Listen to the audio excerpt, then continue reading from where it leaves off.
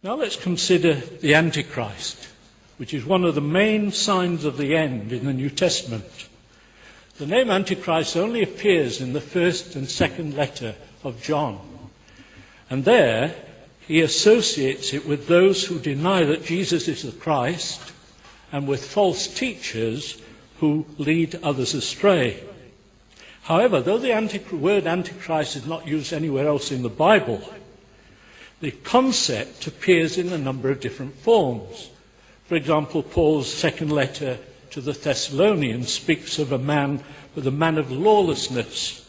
And he writes, "That day will not come unless the rebellion comes first and the man of lawlessness is revealed, the son of perdition, who opposes and exalts himself against every so-called God or object of worship, so that he takes his seat in the temple of God, proclaiming himself to be God."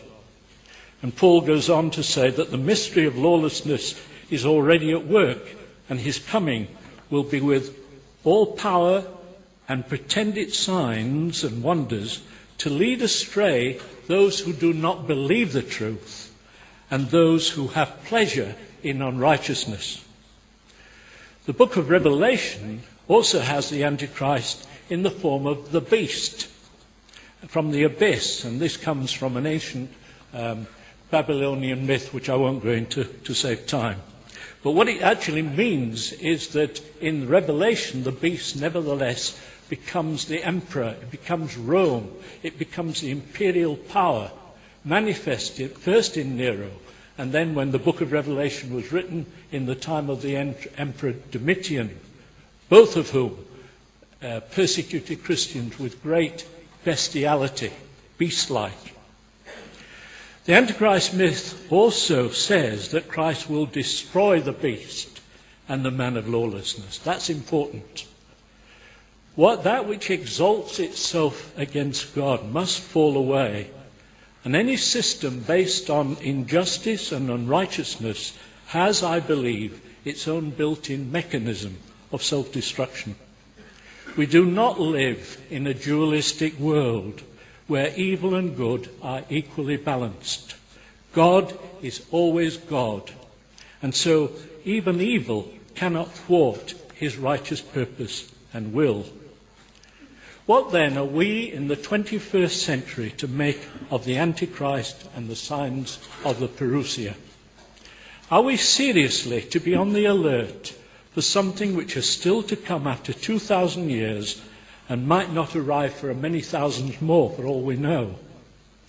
What relevance can we give to our Lord's sayings about staying alert and looking out for the signs of his coming?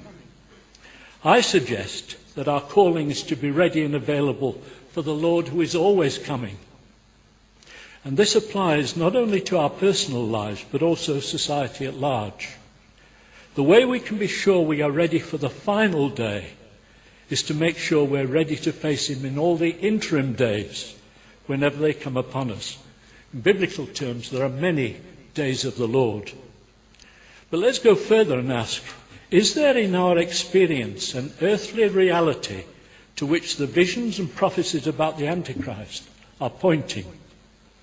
It's part of our fallenness as human beings that we tend to make ourselves the center of things and to go our own way. The pride that underlies these tendencies is seen as in the Bible as the desire to be as God.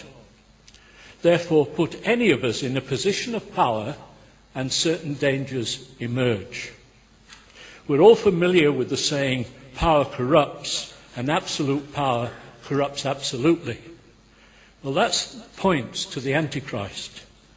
However, no individual can become absolutely powerful and be as God without the support of a whole system.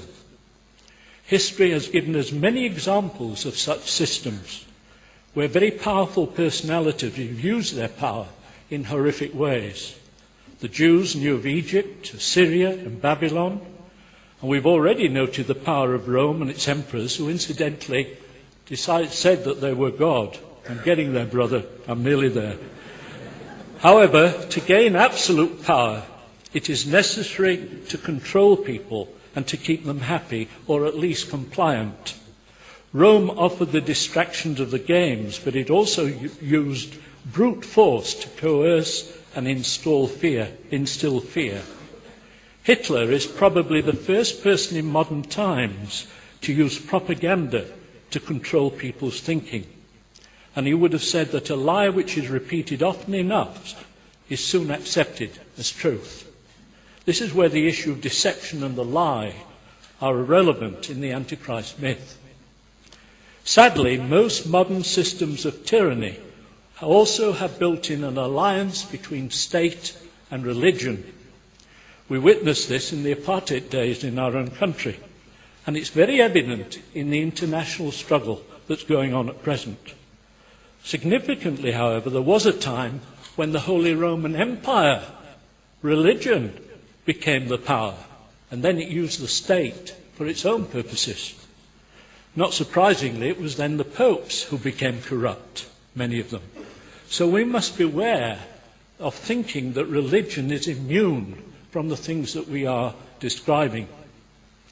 I do think, like my brother has said, that we're living in a moment of crisis, and that things like pollution of the environment, global warming, climate change, HIV and AIDS, widespread terrorism and violence, drug abuse, overpopulation, greed, the growing sense of economic uncertainty, together with a general decline in faith and morals, all suggest that we are now in one of those days when the ultimate issues of good and evil are at stake. Certainly through globalization, technology, the power of the media and the current economic system, there's more opportunity to become absolutely powerful. But does this mean that we are at the end of things and that they're now upon us? I would be hesitant to say so. I think that we may be facing a day of the Lord, but not necessarily the last day. The end is not just the end of the story, it's the whole point of the story. It's the moment when everything falls into place, when truth is known at last, when evil and sin are seen to be finally vanquished, and when all of life is seen to have had meaning. Supremely, it's the moment when God is manifested in all his glory and majesty. No wonder the early Christians would often cry out, Maranatha, come, Lord, come. In order to keep this short, I've not actually spoken about the modern state of Israel, because I do not believe it is a sign of the times. So you can query that when we go into debate. You will also notice that I've been careful to speak about the end of all things and not the end of the world, because I don't think they're the same thing. There is a difference, and therefore we need to ask, what is it in modern cosmology that has relevance to the debate that we're having tonight? Thank you. We may be living in a day of the Lord and not necessarily the last day. See, I'm working from the perspective that there be many days of the Lord.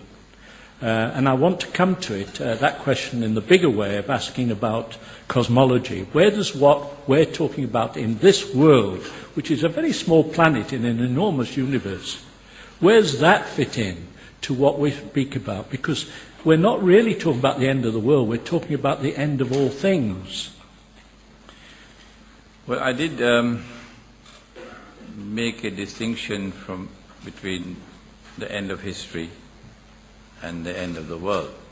A very clear distinction between the two, and suggest that the historical process was one which witnessed a continuous rivalry between truth and falsehood, and that the historical process cannot end without the final conclusive triumph of truth over falsehood.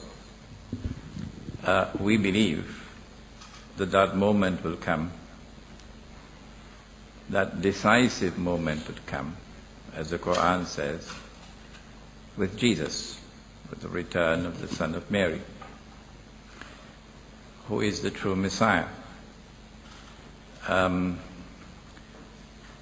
And that when he returns, He's going to rule the world.